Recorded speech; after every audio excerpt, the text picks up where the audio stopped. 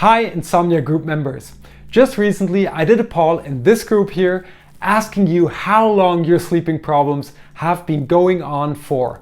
And first off, over 200 people participated in the poll, so big thank you from my side. And the second is the result shocking. Like over half of you, 57% to be exact, said that they've got sleeping problems for over 10 years, and that's massive. So I decided to create this little video just to share a couple of thoughts when it comes to sleep problems and since when we're faced with them and what we should do, because the things that we should do differentiate depending on how long we're facing these problems, right? My name's Michael, I'm a sleep coach. I'm the founder of a company called Sleeptrust that has the mission to help as many people as possible to find back to superb, deep resting, natural sleep.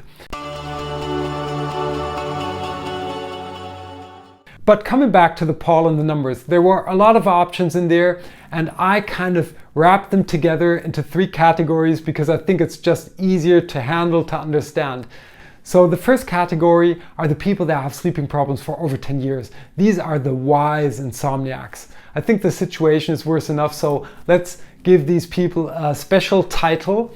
Underneath that, box number 2 are the senior insomniacs, which are people that are suffering from sleep problems somewhere between 4 and 9 years.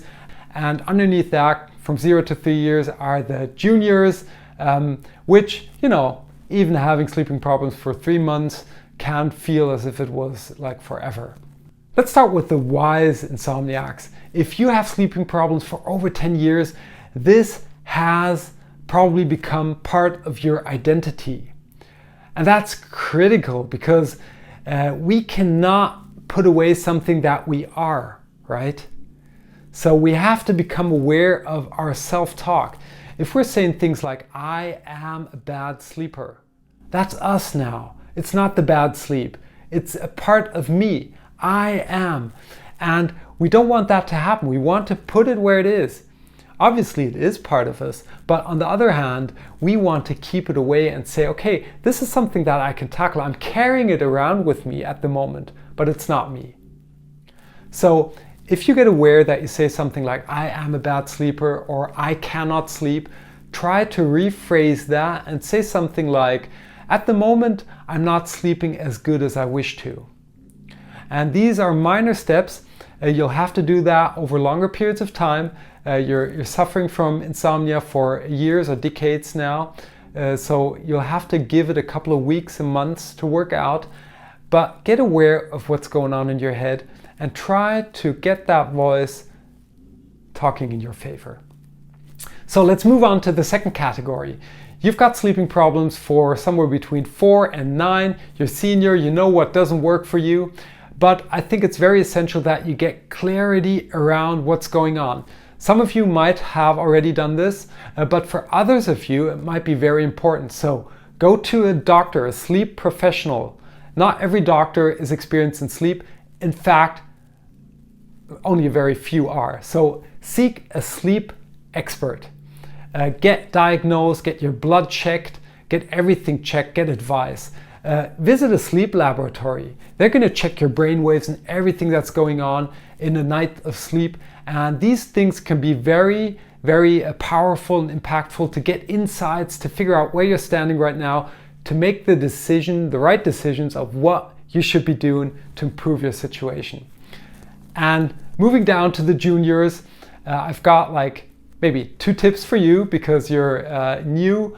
Tip number 1 would be to figure out if there's a cause. So if you know the cause, tackle that. If there was an event, it might have been a stressful event in your life, something that created tension, stress, something changes in your lifestyle, whatever, try to reflect, take your time to reflect when it started and why it started, and then tackle the cause. The cause should be still there if there was a cause. Sometimes insomnia comes out of the blue, it just happens. But if there's a cause, it's good to know that and to tackle that. And the second tip is don't pressure yourself. So if you're feeling yourself faced with sleep problems, something that can naturally happen quickly is to try to pressure yourself into sleep. You go to bed and now you know how it feels if you don't get the sleep, and you want to force yourself into sleep. And that doesn't work. Sleep is an unconscious process. If you try to force your unconscious to do something, it's just going to backfire on you. So rather go to bed with the intention to rest. That's what you deserve. That's what you can get. And sleep will take care of itself. That's what I always share. Even though I know, especially in this group, there are a lot of people that have went through a lot, and there might be a little bit more to it than going to bed with intention to rest. I agree. But if you have sleeping problems for shorter periods of time, that's a very good thing to start off with. And I know more than a few people that this tip alone helped to find back to superb sleep, especially if your sleeplessness is not going on for so long yet. So I hope that was helpful. Please also use this as an opportunity to share further information in the comments, reach out to others. Also take it as an inspiration to post things into the group, reach out for help, and I'm sure you're going to get help from this wonderful community. Also, a little side note, I'm thinking about setting up a free training once a month to particular topics all around sleep. If you're interested in that, it's not ready yet. I'm not sure when it's going to start. But if you're interested in that, just drop me a private message in the messenger or wherever, reach out to me, or just drop a comment too. I'm going to put you on a list, and as soon as it's ready, I'm going to let you know. So with that said, wishing you a wonderful rest of the week and of course, superb sleep.